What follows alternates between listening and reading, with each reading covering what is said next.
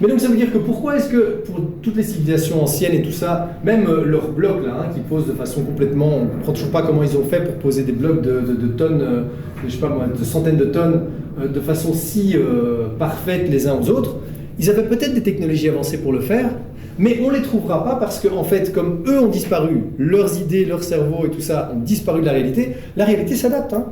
L'électroaimant, il a disparu, et donc il n'y a plus cette force exercée sur la matière pour qu'elle prenne une certaine forme, et donc on ne retrouve que ce que le vivant ou les êtres conscients sur la planète pouvaient conserver comme forme, et qui est des blocs de pierre.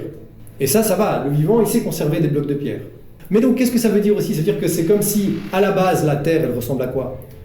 En fait, il n'y a peut-être pas de montagne tant qu'à l'intérieur des êtres unicellulaires, il n'y a pas de la structure matérielle, il n'y a pas quelque chose de matériel à l'intérieur pour refléter cet état d'être potentiel intérieur dans l'extérieur via l'apparence de montagne ou de quelque chose de matériel. Vous voyez ce que je veux dire? Et donc, c'est comme si la Terre, au début, c'est juste cette masse informe, comme on avait vu dans la Bible. Il n'y a que des os, des vibrations. Et puis, à mesure que les êtres unicellulaires se multiplient et qu'à l'intérieur d'eux, il y a des minéraux, des choses qui deviennent de plus en plus solides, les premiers continents apparaissent, entre guillemets, en reflet à quelque chose, des états d'être intérieurs qu'ils ont débloqués. Donc, les formes de vie plus simples, cellules, insectes, animaux, ne peuvent pas télécharger ou contenir l'information nécessaire pour conserver l'aspect des technologies d'autres civilisations intactes. Ce qui en est conservé aussi, si c'est avancé, c'est peut-être parce qu'on a peut-être un lien ténu avec ces civilisations. Peut-être que certains êtres humains de ces civilisations avancées se reproduisent avec nous, des trucs comme ça. Et donc, ok, il y a un passage d'informations, de bâtons, mais la plupart des choses se sont... Et je ne sais pas si vous avez déjà vu des villes fantômes là au Japon, ou alors tout ce qui s'est passé à l'accident nucléaire Tchernobyl.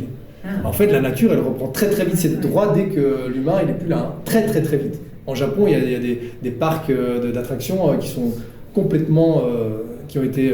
Et encore, et ça, il y a quand même plein d'humains qui sont encore là. Donc en gros, ça veut dire que si nous on disparaît, tous les plastiques et toutes les crasses qu'on a, entre guillemets, créées, disparaissent très très très vite, parce que elles ne peuvent pas rester dans cet état-là, puisqu'il n'y a plus d'êtres conscients qui peuvent les maintenir dans cet état-là. D'accord? Qui peuvent maintenir la nature, enfin la matière, dans cet aspect-là. Donc ça veut dire quoi au fond? Nous sommes pollués par nos idées, non harmonisées et dissonantes. Et la matière n'est que l'aspect ou le reflet visible de ce phénomène. Donc quand on est pollué par des microplastiques, en fait c'est nos propres idées qui nous polluent quelque part. Non harmonisées quoi. Qui après apparaissent sous l'aspect de polluants matériaux extérieurs, mais c'est juste nos propres idées qui s'impriment, qui se surimpriment, comme cet aimant qui est en train d'influencer la matière.